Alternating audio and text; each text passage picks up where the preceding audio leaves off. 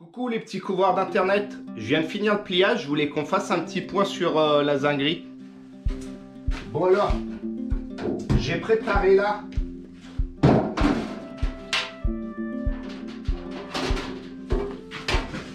tous mes petits bacs, mes bacs à joint debout, en zinc naturel.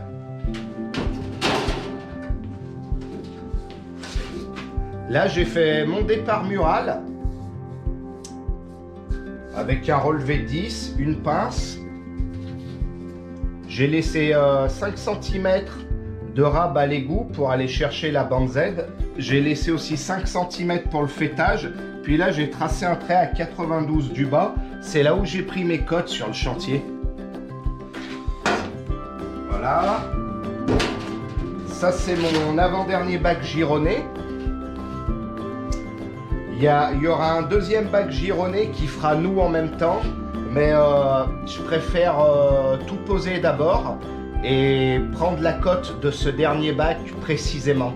Parce que toutes les petites imperfections qu'il y a eu au pliage, qu'il va avoir à la pose, ça va tout être des petits décalages qui vont se répercuter sur le dernier bac, et le dernier bac, il faut qu'il soit précis. Donc je prendrai les cotes quand tout sera posé. Je me suis fait mes petites bandes d'égout. Donc j'ai fait un tout petit larmier. J'ai fait une toute petite dépassée pour agrafer les bacs parce qu'on n'a pas une grande longueur, donc il n'y aura que dalle en dilatation.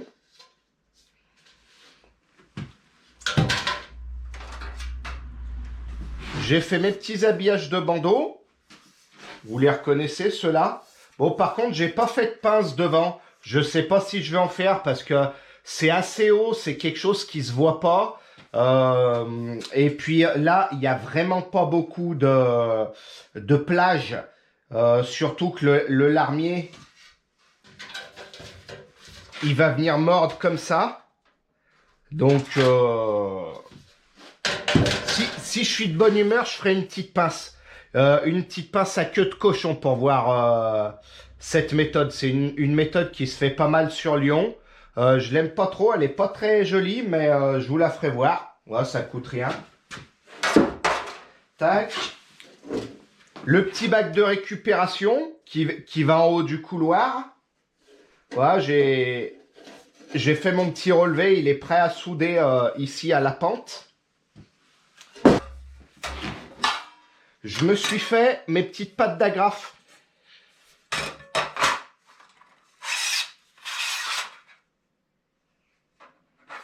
Ok. Il y en a qui m'ont demandé les cotes de mes pattes d'agrafe. Bon les petits tatas, je vous mets sur ma tête, je vais vous faire voir quelque chose. Je vais changer l'angle de vue pour que vous puissiez mieux voir. Tata, comment qu'on faxe? Voilà, je vous ai mis en super view. Ça change là, hein. Vous avez vu ma tête, elle est tout arrondie. Bon, les petites bistouflailles. Il y en a un qui m'a demandé un devoir. Comment, c'est quoi les cotes de tes pattes? Alors, il n'y a pas de cote. Il n'y a pas de cote du tout. Alors, vous allez me dire, mais alors, tu fais tes pattes au hasard? Non, pas du tout. Vous allez comprendre pourquoi tout de suite. Je réécrase tout. Tac. Donc moi, je travaille pas à l'angle. Parce que, en fait, sur ma plieuse, là, avant, il y avait des angles en degrés. Et puis, à force de passer la roulette pour couper mes bandes de zinc, ça butait là et puis ça a tout effacé. Alors moi, je me suis imprimé une petite bande autocollant avec des repères qui correspondent à aucun degré, hein. C'est juste des repères. 1, 2, 3, 4, 5. Et moi, quand je rechasse un habillage de bandeau,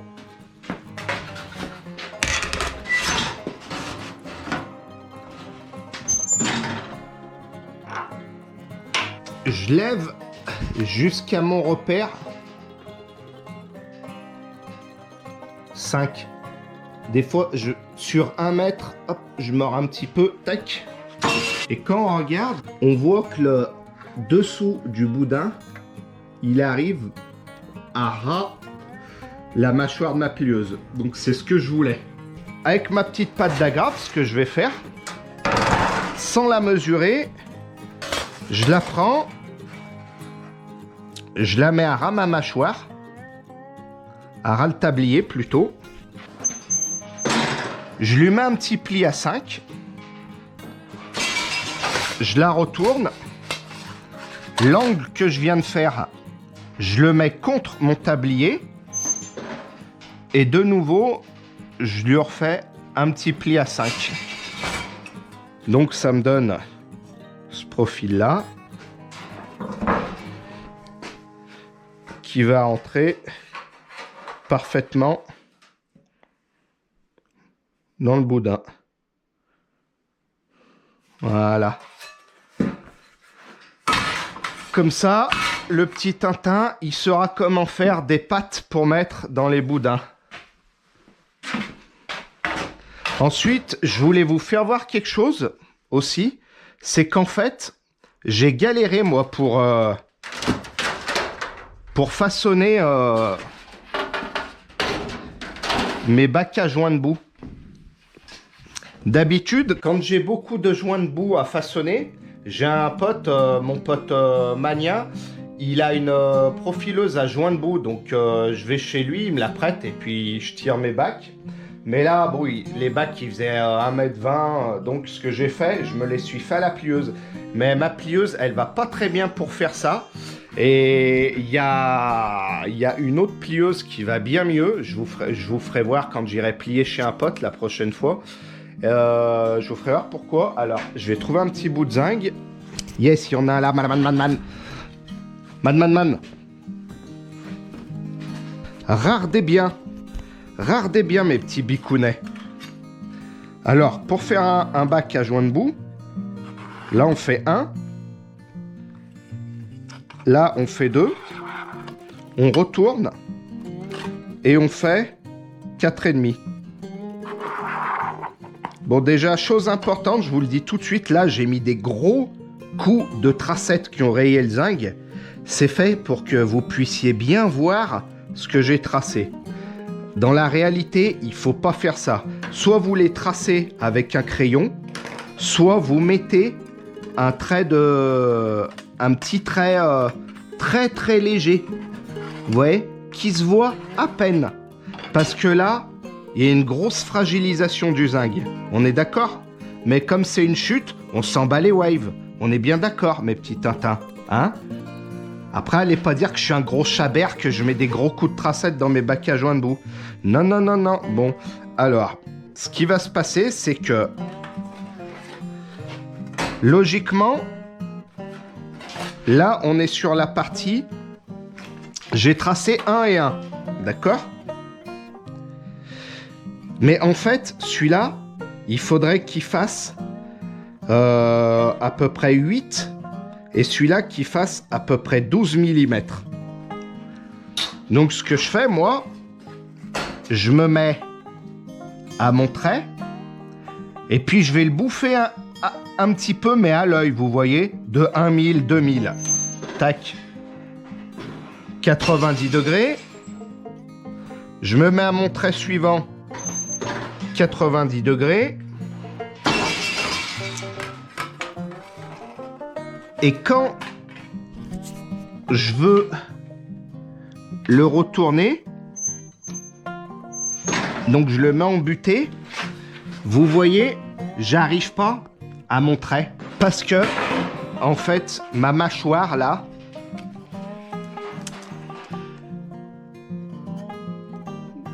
elle fait 17 mm. Et ça, en fait, c'est des tabliers de plieuse Joannelle.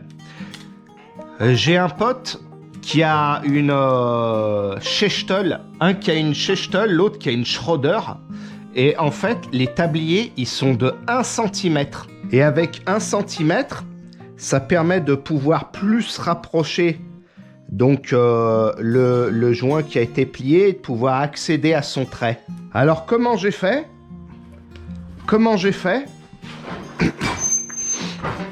Et ben en fait,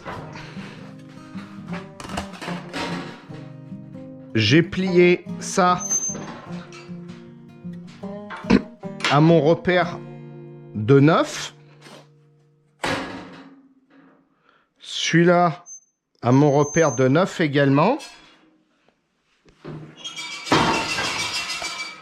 Ce qui me permet d'avoir un profil un petit peu écarté. Du coup, là, j'ai pu être à mon trait. Je me suis fait un pli donc à 90 degrés. Moi, c'est le repère 1. Et ça nous donne ce profil, qui est un profil de Chabert. Complètement de Chabert. Et qu'est-ce que je me suis fait? Comme un gros matraqueur.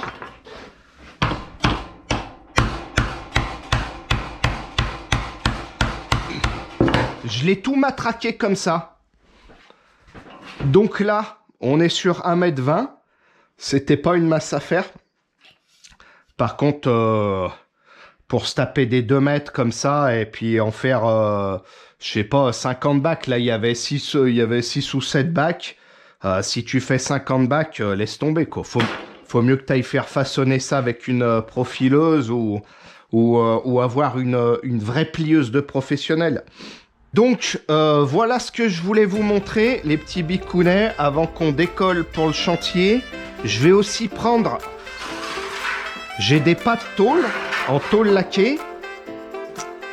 Je vais les prendre pour les rentrer là-dedans, comme ça.